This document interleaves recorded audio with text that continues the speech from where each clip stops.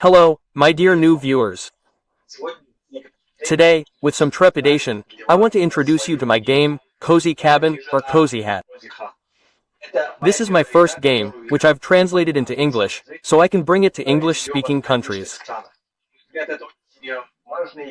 And, in my opinion, this is a very important and honest step, because this game is dedicated to one of the most famous American philosophers, Henry David Thoreau, and his book, Life in the Woods. In this game, we'll build a cozy forest cabin, just like Thoreau did in the 16th century, to live in solitude, away from the worries of the city and the anxieties of life, to spend this year in a small cabin. The game has very simple rules, but I'll try to explain them even more simply than they are written in the text rules. This game can be played solo. In fact, the solo mode has two modes. One is for the ultimate optimization of resources and the maximum number of points you can achieve. There's also multiplayer, and it's not limited by the number of players. You can play with as many players as you have decks. So, if you buy 4 decks, you can play with 4. Buy 10, and you can play with 10. There's no interaction between players. Everyone plays in their own hut, building their own hut. It's thematic. We're secluded. We're building a hut in the woods, and we don't need any competition. Nevertheless, multiplayer is quite competitive because everyone has their own starting conditions, and by the end, everyone will have accumulated their own number of victory points, or comfort points, as I call them here. Accordingly, if you're playing multiplayer, the one with the most victory points wins. The game is designed in such a way that it's deterministic, but it does have a unique, and very interesting, element of randomness. The randomness lies in the fact that each deck is shuffled before the game begins. Therefore, each player has their own starting conditions, which prevents them from following the same pattern every time. Each time, you'll adapt a little to the deck you've built. How is the game's space structured? The game is already broken down to 2 players. I'll demonstrate the game for 2 characters. One is supposedly an experienced player and one is a beginner. And we'll see what the difference is. The beginner will play the winter deck. Let me even turn the card over so it's not visible. And the author will play this game. Well, I know the game, so I'll demonstrate some strategy to explain how to play it best. The game is already laid out. Before you start the game, you need to lay out 2 resource cards. And on the natural resource card, you need to set the counters to the number 3. So, we start our game, and each player starts with 3 resources. These are wood, clay, water, and supplies. Supplies represent any supplies we need. So, it could be nails, it could be fabric, it could be everything Thoreau brought from the city before secluding himself in this hut and building this hut. These are general, universal things. So, the second resource card is, household resources or resources we receive while living in the forest. I called this card, Life in by Woods, just like Thoreau named his book. At the beginning of the game, there are 0 household resources. We will receive them, and we will receive them as we live in the hut in which we build. So, our game consists of 2 stages. The first stage is the planning stage, when we build our hut, and this must be done within 6 months. And then we live in this hut, preferably for 6 months, and it will be a whole game year. We use these resources during the construction phase. We receive these resources during the life stage in this hut that we have created. Then, after you've arranged the resource cards, you need to place the cozy hut card in the center of the table, around which the locations will be built. Then you shuffle the deck and place it to the left of your cozy hut. And the last thing you need to do is take another d6 die with the value 6 on it. This is the number of rounds in which we need to build the hut. Also, the more numbers left on this die, the more victory points you get. Victory points, I'll say right away, are awarded for unspent rounders in the game, for natural resources, 1 for each remaining one, 1 for warmth, 1 for food, and 1 for tea. And for the most important thing, the goal of our game, the comfort we create in the hut, we get 2 points. All of these are added together, and that's the final result. This is what we should strive for, to maximize our victory points at the end of the game.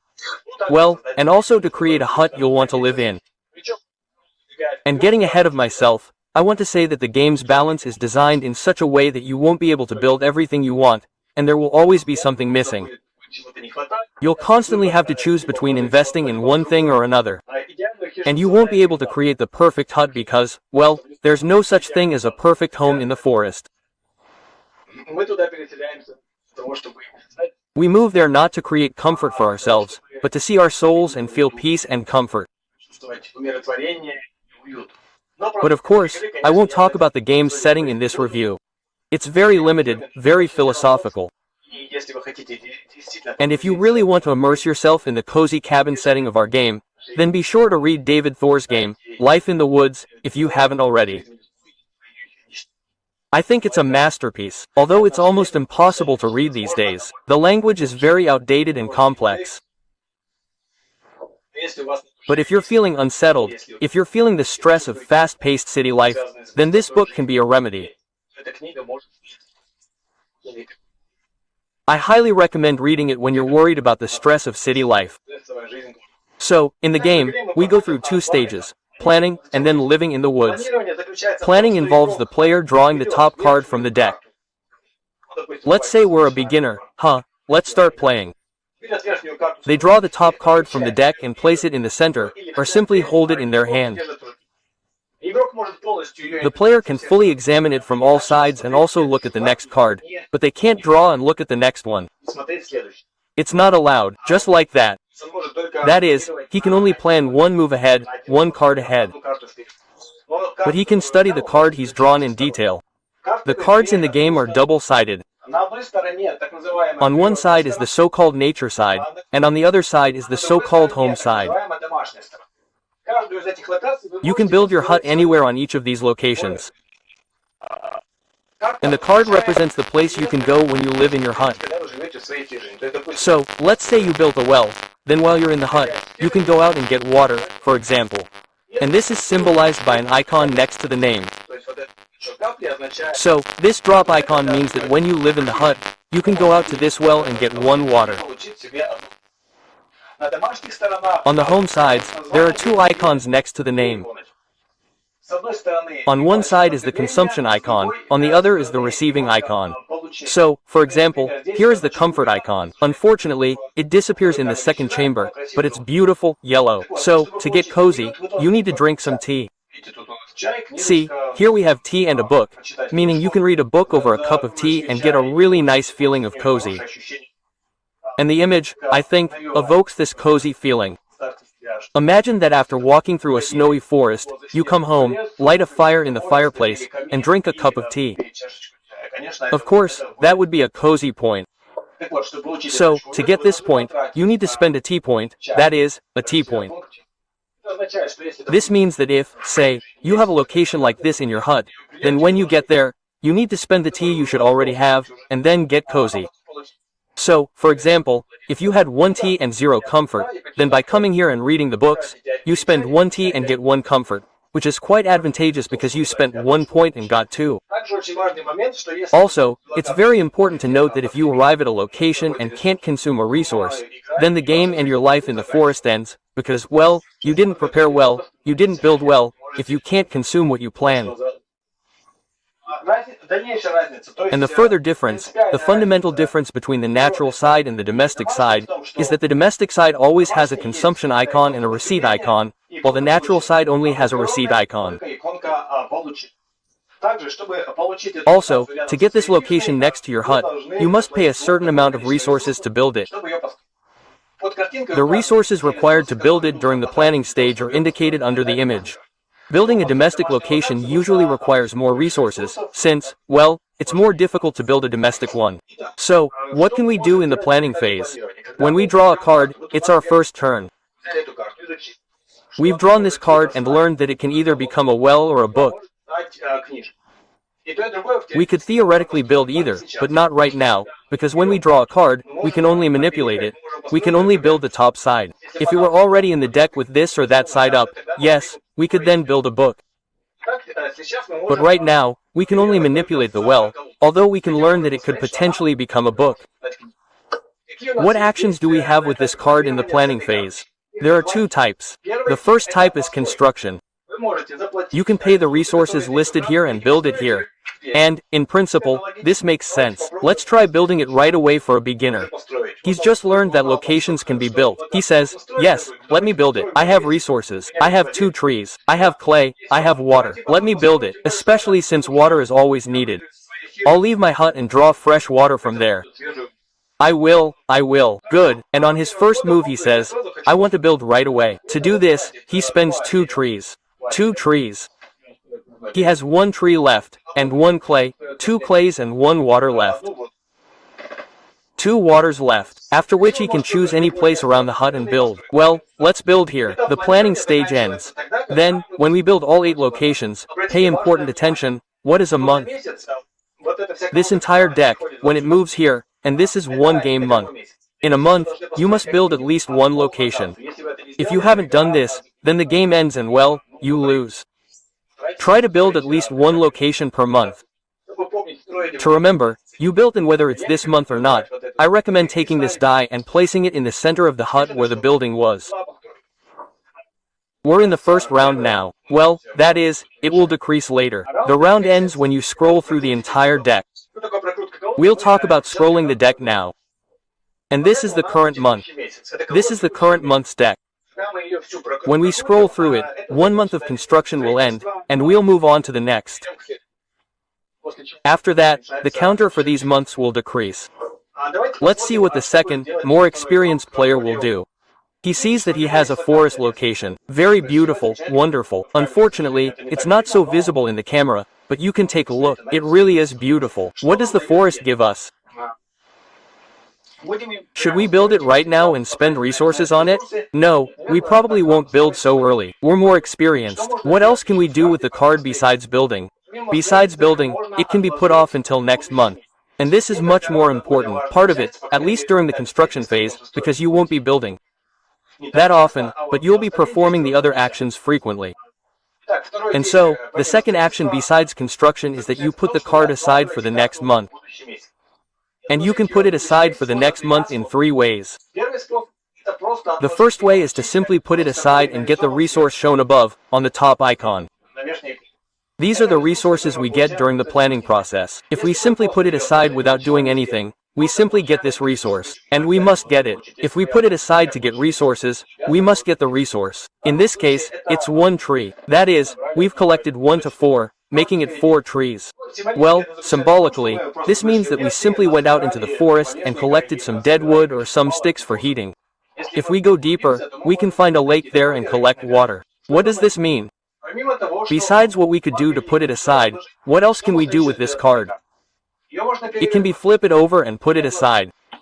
Then we don't get any resources. We'll return up to 3. But this card will bring us 2 water resources next month, not 1 wood.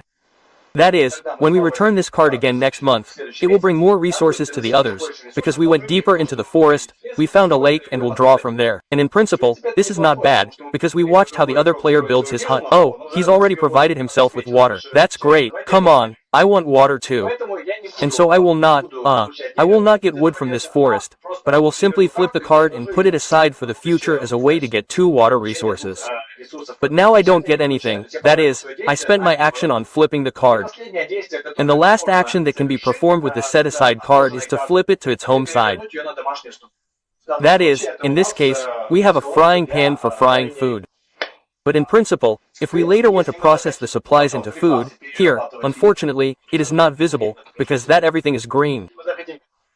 If we want to process supplies into food, and this is profitable because it's a shelf, and it's 1 point, then we can then build this one and buy them for our hut frying pan.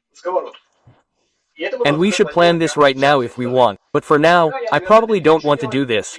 And so, when we flip to the home side, we also don't get anything, it's just that next time it will be on this side. So, I want the forest to bring me more water next time, so I made this move. And now further. That is, our inexperienced player's move is that he immediately built the location he liked, and I planned for more water in the next one next month. Now let's look further. And here is the next card for an inexperienced player. It's a garden. Even in winter, you can get something from the garden, old frozen apples or something else. And to build a garden, you need 3 water and supplies. We won't do that anymore. We can, because we simply don't have that much water. Accordingly, he should send it now, and put it aside for next month. We can get supplies, but we don't really need them. On the other side, we have a table. A table that turns food into comfort. Well, that's an important component, I guess. Let's turn it over on the table and try to build it. We put it aside this way, without getting anything. Now I'm walking again. What do I have here? Supplies. Oh, there's a beautiful garden. Well, let's maybe start with the garden. I love it when there are flowers, especially since then, when it dries up in the fall, it can be turned into firewood. And we'll need firewood because I want to make a fireplace to keep us warm. Let me build it. I'll spend 2 waters. And 2 clays. Let's not divide the rest of the game into turns, just to make it clear. I'll play the game flow for 1 month, then for the other. That will be clearer. Before we continue, I want to talk about a very important, key aspect of the game called the need to build. I'll highlight it again when we meet, but I need to mention it now. At any point, when the number 6 appears on the resources, the need to build comes into effect, which means the player is obligated to try to build each subsequent location as long as they have at least 1 6 on their natural resources. This is thematically reflected in the fact that they've been dragging their feet on construction, they already have a ton of resources, and they need to build something urgently. This is a very important point because it creates tension, especially in passion mode. But I think we'll see it again soon. I'll show you. So, let me probably quickly play this player for a month and show you how to do it. So, you all already know all 4 actions you can perform from the card. Either build, or get resources, or flip the card, or make it your home card. Okay, Galina and I seem to be doing okay. Let's go to the quarry and just get clay. 3 resources. Next, water. We don't really have much water, but let's plan a pond bank, just to get good clay from there for the future. Then we can just get water. Or we can turn it into clay, but we don't need it because we'll get clay from the pond bank. So, why do we need clay from the lake? We need water. And we won't build a lake because we already have a well.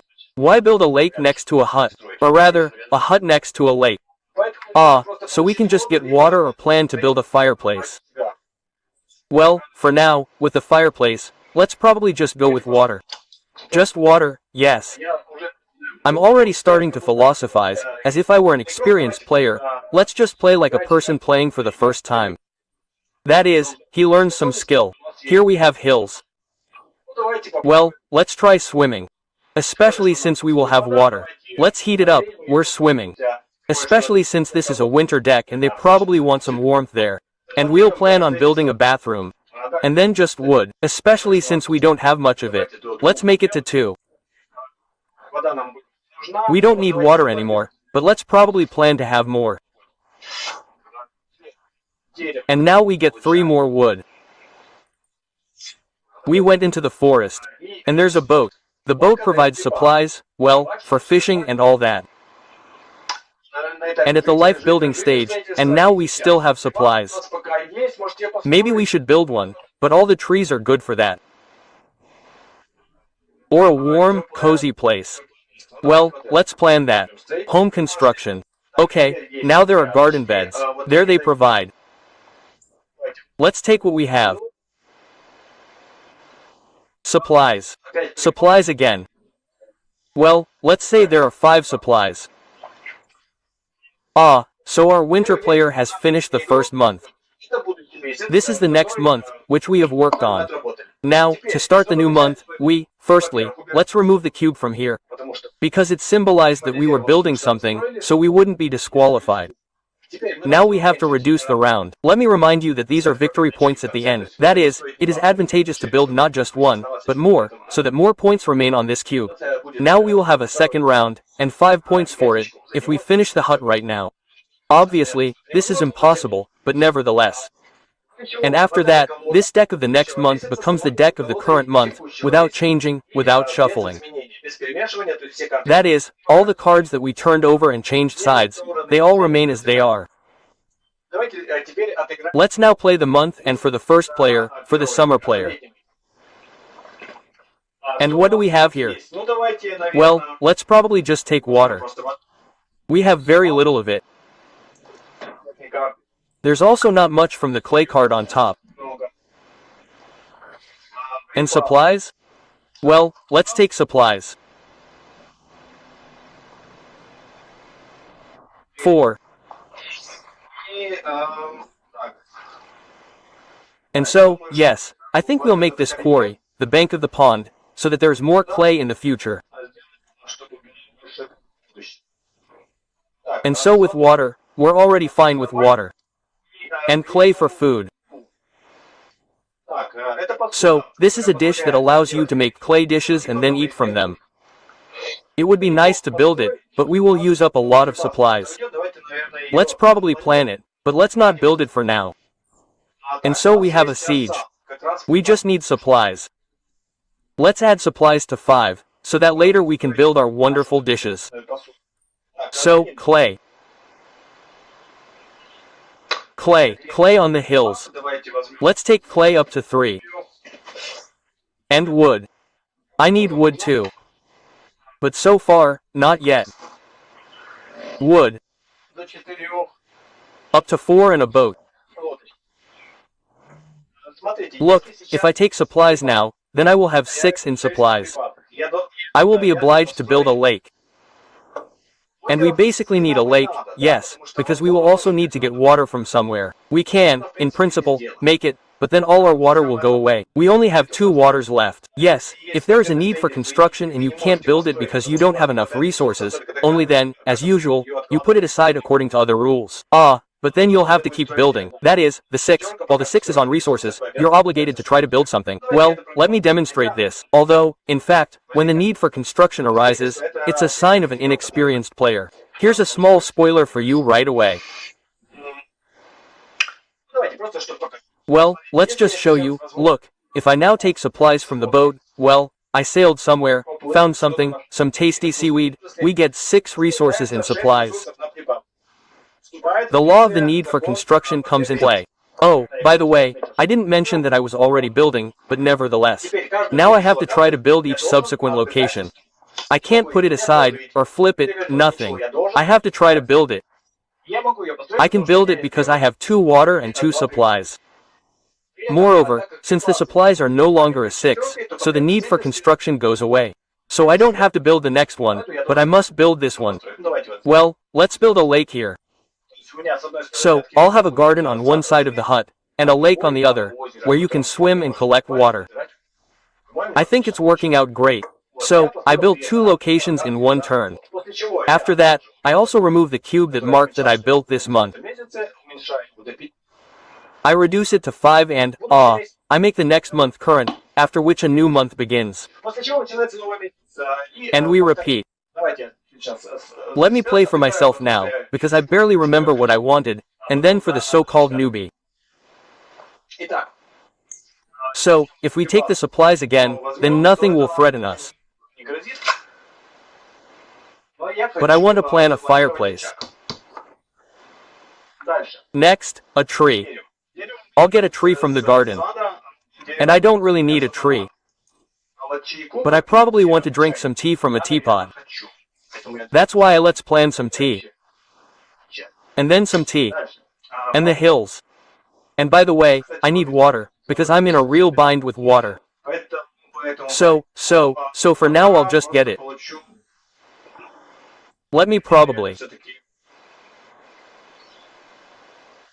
go deeper into the hills, so that I can get 2 by 2 trees later. Yes, that's better. So, a garden. We can have a garden, but I can't build one, because we're in a real bind with water. Well, let's just get the resources up to 5. And we have dishes. Now, I was planning on building the dishes, and it was precisely for this that I was collecting a ton of supplies, And, of course, I'll build it. I'll probably build it here. Probably here. And like this. And we won't need clay here, right? No, I'd probably better build it here. Yes, I'd better build it here. We'll build a clay source here, and I'll plant some things here. So, to build it, I need 3 supplies. And that will be 2. And 1. 1 wood and 1 clay. Okay, we've built it. Excellent. We can note that we built it this month. There. And now, we already have 2 clays coming, because we planned it last month. 2 is up to 4. Okay, and the supplies. Wait. Yes, I need this. I want to read books. I like to read books in a secluded place, so I want books right away. That's why I'm just planning it in advance. Okay, now the clay. Oh, I'm having trouble with water, right? Maybe I should turn the quarry into water. Let it be a little dirty, but at least some, yes. Oh, probably like that. I'm just taking water. I don't have any at all, and here are 2 more waters. That is, I probably did it in vain there too, because I'll have an excess of water now. But never mind, plus 2 waters. That's 3 waters. Excellent. That's it, the month is over. And now the month lets play as our second player. So, what does he want to do? He wants to build his wonderful first hut as quickly as possible. Right. Oh, but for now, well, let's get a resource. He has 6 resources. He'll feel the need to build really quickly. And he has to build this. And he'll spend resources just fine. Well, let's say we build, I don't know, somewhere here. Okay, this takes 3 resources and 1 tree. Okay, so, we've built a new location. Accordingly, we also note that we built this month. And can we build more? We have 3 clays, water, and wood. We can build this too, actually. A warm place. And in the winter, I really want to build a fireplace right away. Let's build it here. We'll pay 3 clays. And water. And wood. Usually, the fireplace in such huts is made of clay, so you need water. He diluted the clay and then did all this. So, he's happy that there are 2 locations. Built it in a month. That's already good. Can we build the next one? But not anymore, because we're out of clay. So, just forest. Let's take wood, because too little wood is also bad. What will we heat it with? Next, we have 2 waters with an upgraded, improved card up to 4. And then wood. Let's take wood again. And he also wanted a bathtub, but we have something with clay. Yes, there's a clay shortage, so we can just get clay, or we can try to build it, but we can't build clay. No, so for now we're just thinking, dreaming, but not building. And we build, and all we get is clay. And then water. There's enough water. Maybe we should build a lake, but we don't really need a lake. We already have water. So, in the future hut. Oh, and turning wood into tea with a fireplace. Well, we have a clay shortage, yes. Well, let's at least think about it a little. And what if there's a clay shortage? We need to plan for it to come in more. Not quite, but it will come anyway. Okay, 2 clays. 3 clays. I'm not quite playing here as an experienced person, not quite as a beginner. Well, it's difficult when you've created a game and played countless games, then it's hard to completely imitate a beginner. I think you'll do much better if you buy and play this game. You'll play better as a beginner. Okay, clay again, and this is probably too much. Let's probably turn this into water. And the base is clay. Yes, and there was already a lot of clay. 4 clays. That's the end of the second month. And we'll play the third. There. Well, let's start again from there, since we've already started. We can build a table right now. But the problem is, we don't have any food yet. And so, for now, it's pointless. Oh, by the way, an important rule in the rules that I didn't mention is that once you flip a card to its home side, you can't flip it back. Likewise, if you flip a card to its upgraded side, you can't flip it back to its unupgraded side. Well, let's get some clay first. I'll explain that in more detail now. Look, if we have an upgraded card on the natural side, we can set it aside, getting the resources without fail. Or, we can flip it to its home side, preserving its position. So, the home side will also be upgraded, but we can't make it that way and then set it aside. That's already forbidden. So, we can flip it. And if you have an upgraded side that's your home side, you can either get those resources or build on it. You can't either return it or flip it back to its unupgraded side. This is an important point. So, here's a card like this, a home card with an upgrade, it can't be flipped. You either get resources from it or you build.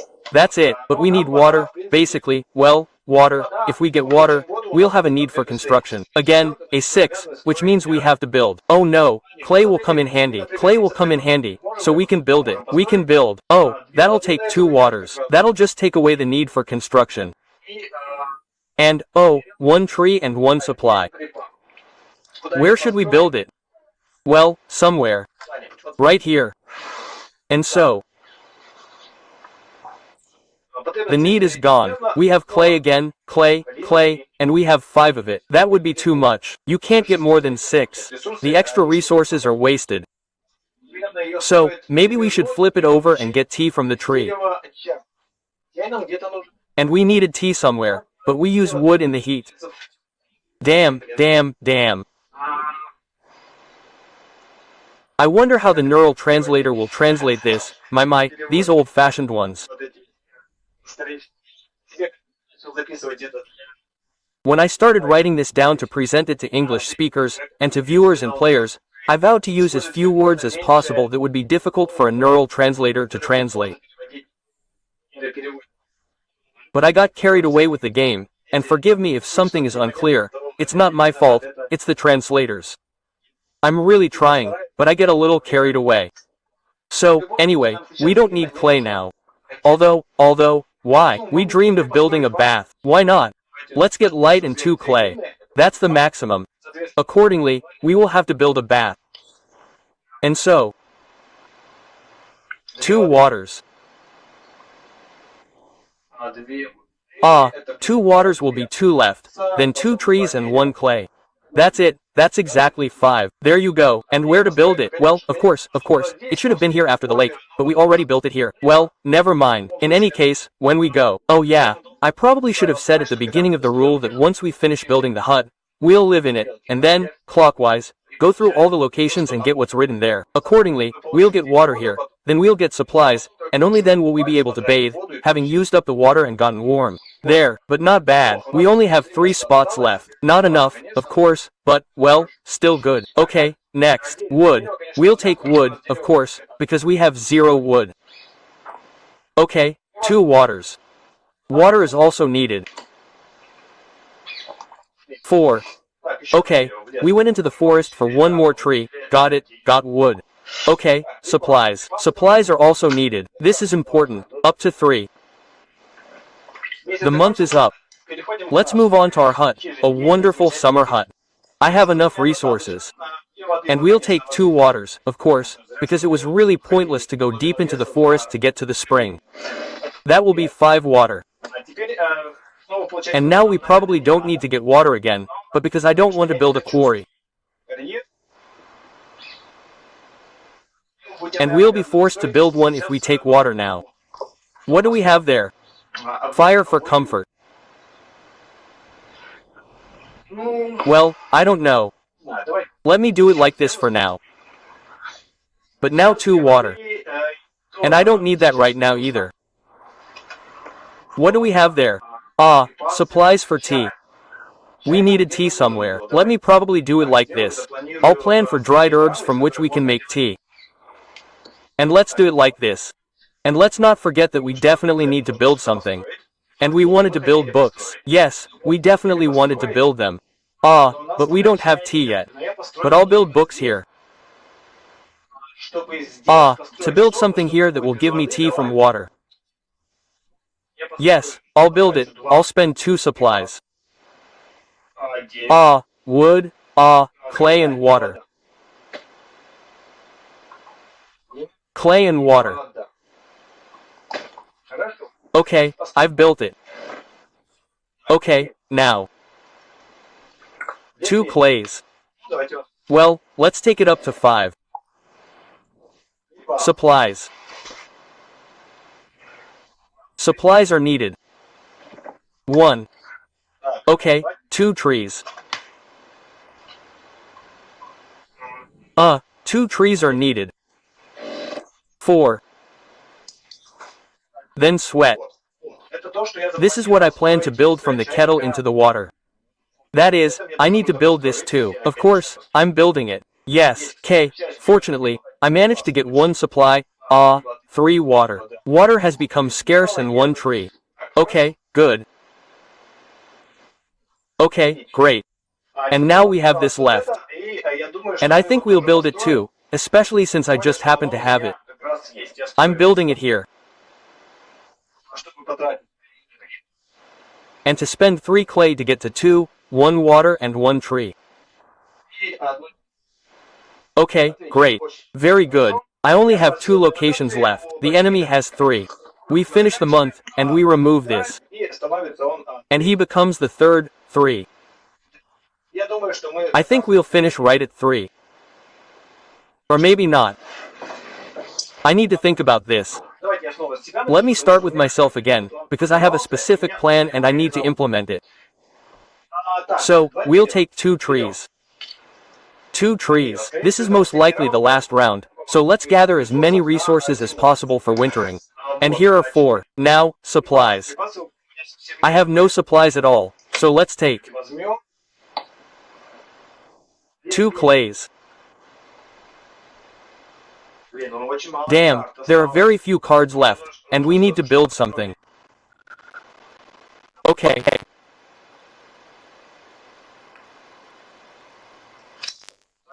Let me think a little. I have food, but I won't have clay. And my clay consumes clay here. I need clay, I need to build this, but I can't build this because I have no water. This is what I call an experienced player. I made a big mistake. I forgot that I have, and this tableware consumes clay, and I don't have it generated anywhere. Yes, I can collect it now, that is, in the process. It's not bad either, but I definitely need to build something that will produce clay. And I forgot about that. If I take this now, and I have 3 cards left, I can't even look at it. I absolutely have to build something with this, otherwise I lose. I've played enough. So, 3 trees, clay, and water. And I can't build this. Ouch, And I can't build that. No, believe me. Usually, when I play solo, and not show off the process, I play better, much better. Well, this is something. And the most annoying thing is that I can't do anything with this card now. This is an improved card. That is, I can either get the resources or build, but I can't build because I don't have water.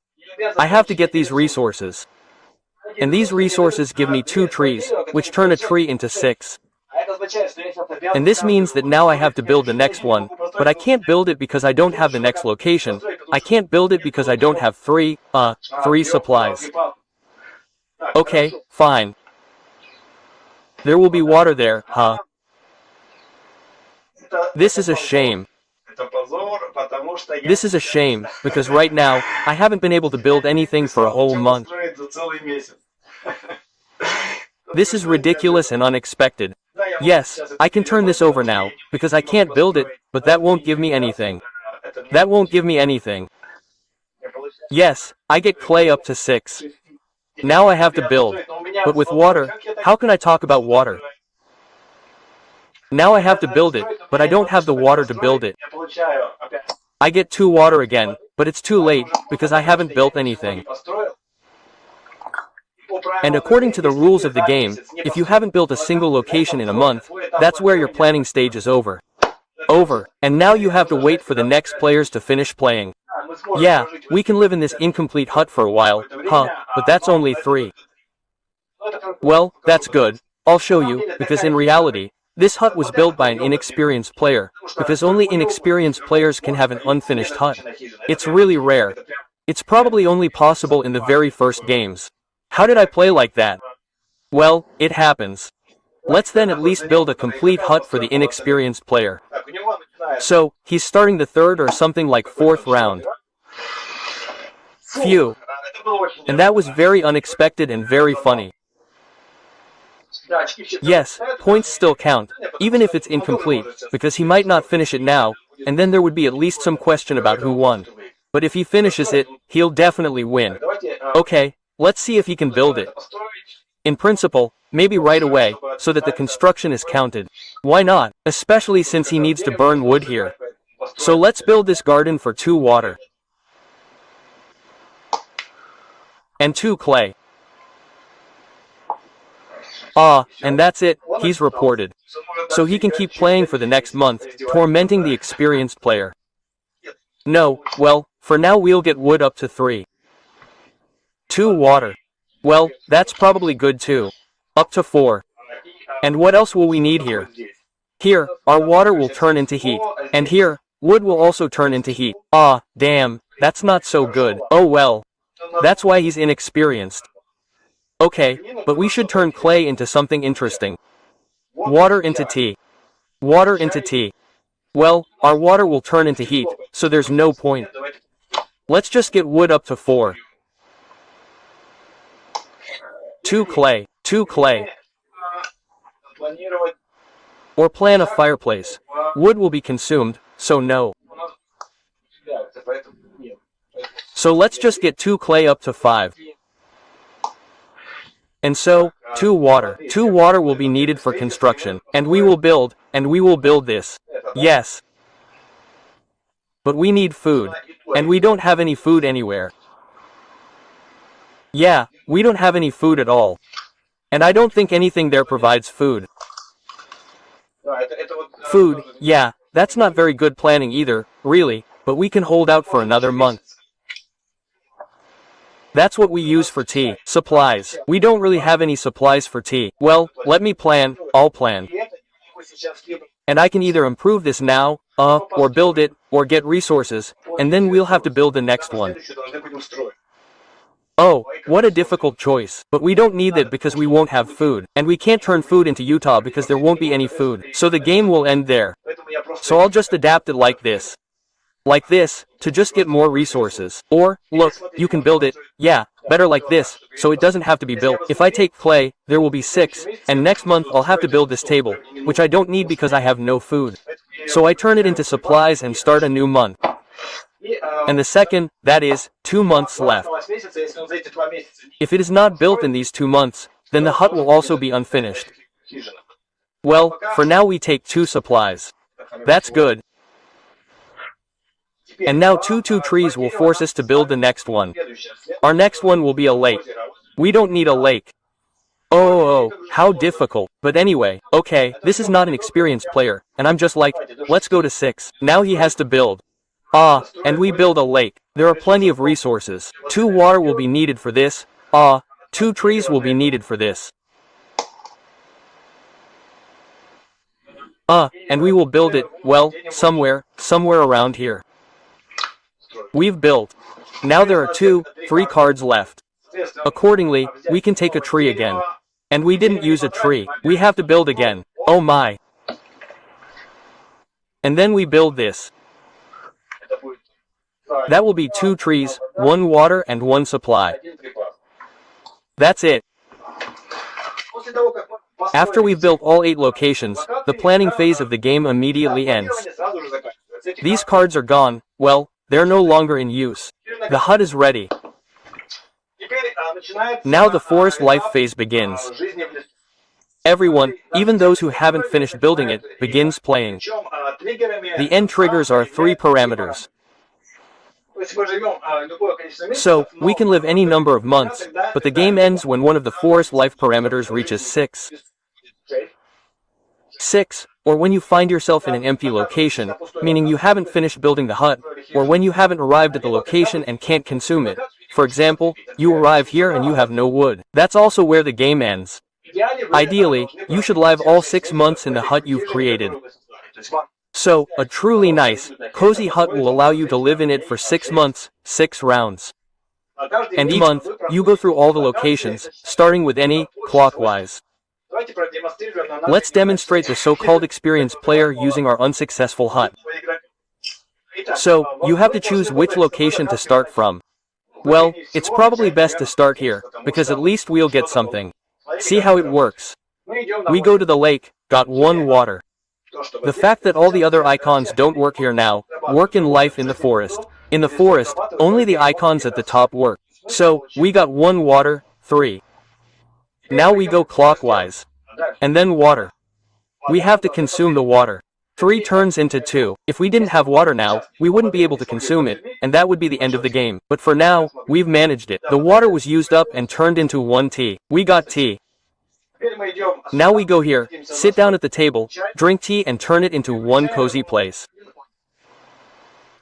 We move here. Since it's empty here, this is where the game ends. Life in the forest. That's it. This kind of inadequate hut didn't even allow us to live for a month. So you went straight to the lake, drank some tea and said, "Oh, I don't want to live in a hut like this, I'll go back to the city." At this point, the experienced player finished his game. How many points did he earn? 2 points. 5 points. Well, that is, 3 plus 2 is 5, and half a point for these resources. That's 6, 12. 15. 15 divided by half is 7 with 7. And 8, and 11.5. The first player scored 11.5 points. Now let's look at our inexperienced player's hut. Where do we begin our journey, our life in the forest, more precisely? Well, let's start, perhaps, with the woodpile. He went out, got some firewood and got himself a tree to 5.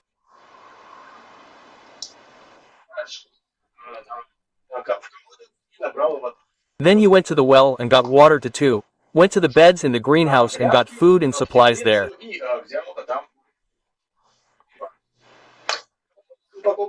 Then I decided to take a bath, filled the bathtub to 1, and warmed up nicely, receiving my first household resource, heat. I went on and collected wood in the garden to 6. It doesn't matter here anymore, meaning no construction. No construction needs are triggered because everything is built. But it's impossible to collect resources above 6. But they'll run out now, because we burned the wood we collected here in the fireplace. That's minus 5 and 1 heat to 2. Next, we collected some clay, went to the lakeshore, collected some clay. There's water here. Well, we collected a little water. Good. That's the end of the month. That is, we left here, the month is over, and now we can start a new month from any location, not necessarily from this one. That is, we move back and see where to start. Well, let's start now from the lake. That is, this is the starting location, the second month. 1 water, 3, 1 wood, 6, 1 water, 4, 1 stored 4.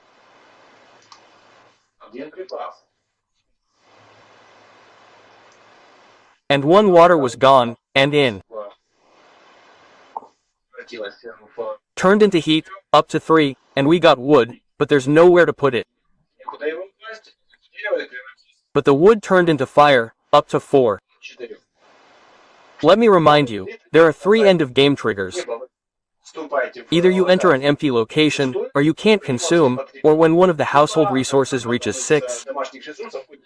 Well, you see that the hut is a bit suboptimal, because we have a lot of heat, the man is really cold. Well, the winter deck, of course, he really played it safe, and made a bath for warmth and a fireplace. But if you want the perfect hut, then it's probably better not to do that. Now we've got another resource. And we get another clay. Clay is already at its maximum.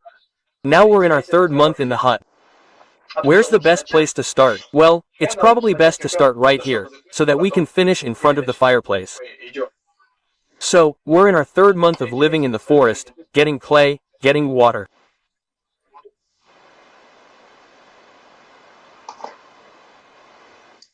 We get wood.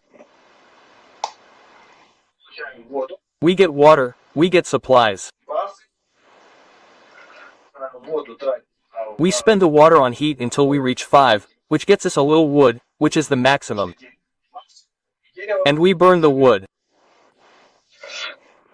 until we reach 6. That's it, the end.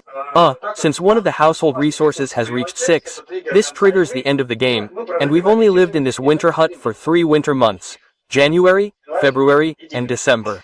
And at this point, the second player's game is also over, and we can count the victory points. 2 victory points for unfinished rounds, 1 point each for basic resources. We didn't have any comfort, at least we had some comfort. 6 points, 8. And divided into 2 equals 3, 2. 16, 20, which equals exactly 20 divided into 2 equals 10. 10 and 16 equals 18. Not a bad result for a beginner. 18 points to 11, so the winter cabin wins. That's how the game is played in multiplayer. Now all you have to do is buy the game, read the rules to memorize all the nuances, and play it yourself. I think it will be a wonderful, meditative pastime.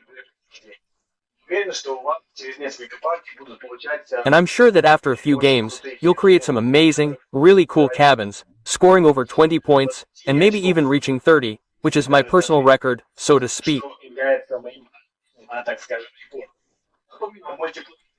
But in addition to the multiplayer format, the game also has 2 solo modes, which I'll tell you about in the next part of this video. After I tell you where to buy the game and what options are currently available on GameCraft. Now that you know how the game plays, how it's structured, I hope you become interested in this kind of gameplay, this unusual game dedicated to solitude, reflection, and the philosopher Henry Thoreau. If so, I suggest you support a budding game designer and purchase this game for your e-collection. It's available exclusively on GameCraft in several versions. The basic box is designed for 1 player only, meaning it's purely for solo play. It includes everything you need for a solo game. There are beautiful, translucent counters for household resources, simple cubes for natural resources, and a counter cube made of semi-composite material. All this comes in a wonderful little mint box and comes with high-quality cards with a UV coating, allowing them to operate without sleeves and be quite durable. And as you've seen, the game doesn't shuffle the deck much, or rather, only once at the beginning of the game, so no sleeves are needed, and the cards are very high quality and will last a long time. There are rules that are worth reviewing. There are also some small supplementary text materials included with this game. The game only has 1 deck. If you want to play with a larger group of players, you'll need to buy either 2 of these decks, or I recommend an additional winter deck. As you saw in the Let's Play, they're functionally identical. They're meant for playing in summer and winter, and just to create a different mood. Functionally, they're absolutely identical. They're the exact same deck with the exact same dice set, just illustrations of a natural landscape with a wintry atmosphere in a winter setting. But I understand that most players, especially solo players, don't need all the dice, which, let's be honest, are a bit pricey in GameCraft, and they don't need those dice. If you have enough nice D6 dice, you can buy a box that contains both of these decks. They fit, meaning both the winter and summer decks will fit in the same box, but there won't be any counters. So, you can buy or select any suitable D6 yourself from other games. I think this is the best option for saving money or simply choosing dice you like, rather than those offered by GameCraft. Therefore, I recommend this Cozy Hut deck, which is a cozy hut with no dice. But, of course, if saving isn't a priority, you can simply get 2 decks, the basic, summer, and winter decks. Then you'll get a complete set with all the dice and enough for 2 players. But if you suddenly like the game so much that you want to play with friends, you can always order this box with 2 more decks. Each deck is for 1 player. If you need to play with 4 players, you should, accordingly, get a set that gives you 4 decks. For example, 1 summer deck, 1 winter deck, and 1 with 2 decks. This would probably be the most comprehensive version of this game. I don't think there's any point in playing with more than 4 players, because each player will be creating their own cozy hut. Thank you in advance to everyone who supports my first English language game. If something magical happens and it gets noticed and people play it, I'll try to make the rest of my games in the same format, even those that don't currently exist in English. So if you like the theme, if you like the gameplay, if you like my first English language game, please support it.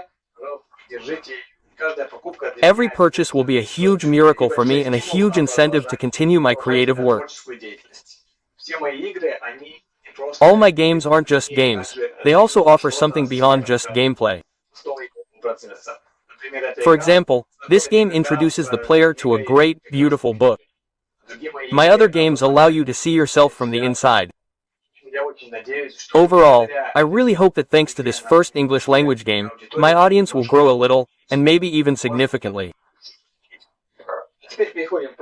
Now let's move on to the last part of this video, where I'll show you 2 main solo modes for the Cozy Hut game Cozy Hat.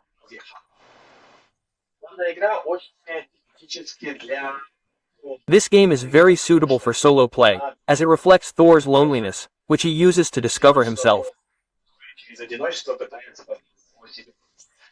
Accordingly, the main mode in this game isn't multiplayer, but rather solo play. There's a first mode, which only requires 1 deck. Oh, by the way, to start a new game, you have to sort the cards so they're all on the same side, meaning all on the natural side, and all face up. This isn't hard to do, because the difference between home and natural is very significant. Firstly, there are 5 resources, while natural has 4, and secondly, home has consumption and acquisition, while natural only has acquisition.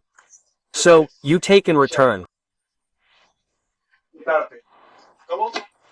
all the cards to the deck in the same order, flipping them over to return it to its original state.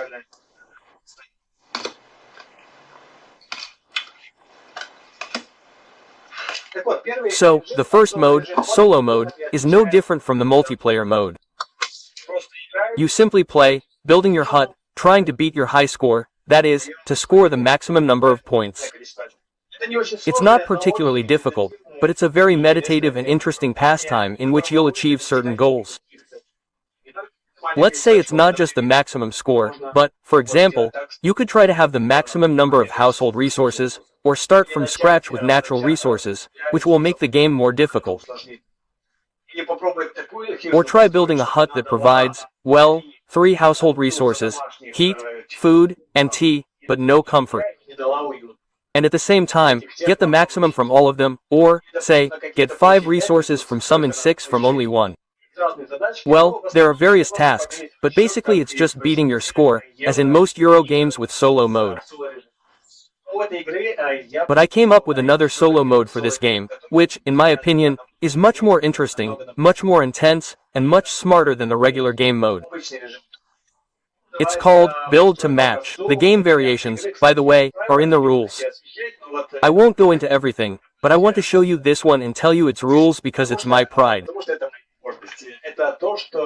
This is the mode I came up with during the crowdfunding process, when I was releasing the game for my viewers, and for my readers. And, in general, it was a real revelation. It's a cool mode. So, although it's quite obvious, actually. For this mode, you only need 1 deck. But it's better to have 2. What does it consist of? You need to create a model hut.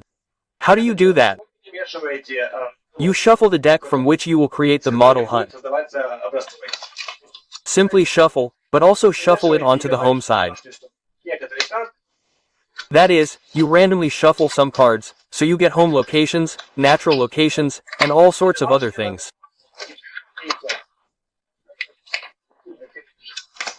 After you've cleverly shuffled your deck, you simply create a random hut.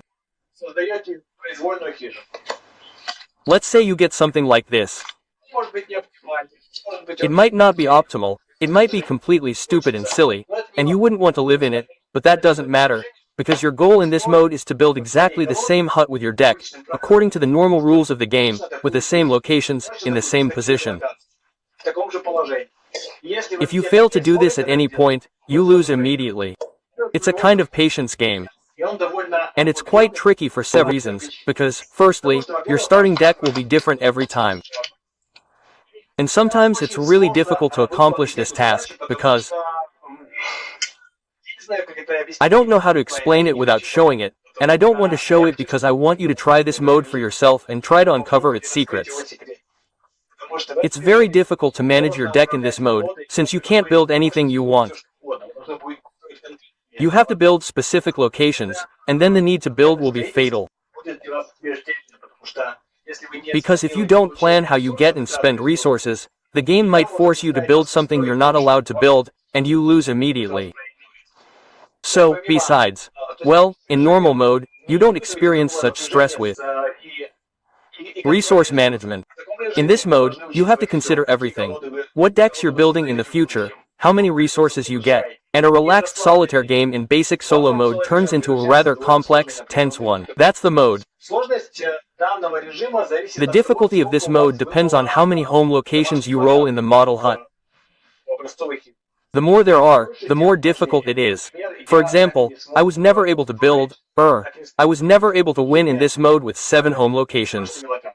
I think it's impossible, but if you manage to do it, that would be absolutely wonderful. You really need to plan very carefully. But with 4 home locations, it's a 50-50 seating option. It might work, it might not. I'm leaving this mode for you.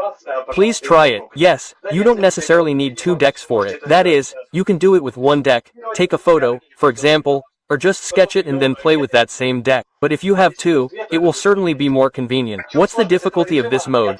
I also want you to understand it for yourself by trying it out on your table. That's probably all. Thanks again to everyone who watched this video. And, of course, a special thanks to those who buy the game, try it out, and maybe even write about their impressions in the comments. And if you share this game on your social media, I'll be even more grateful. Thank you very much, and bye everyone. I really hope to see you among my subscribers, and I hope to present another game of mine in English in the near future, which I really want to show you too. But we'll start with this cozy hut, which I really like.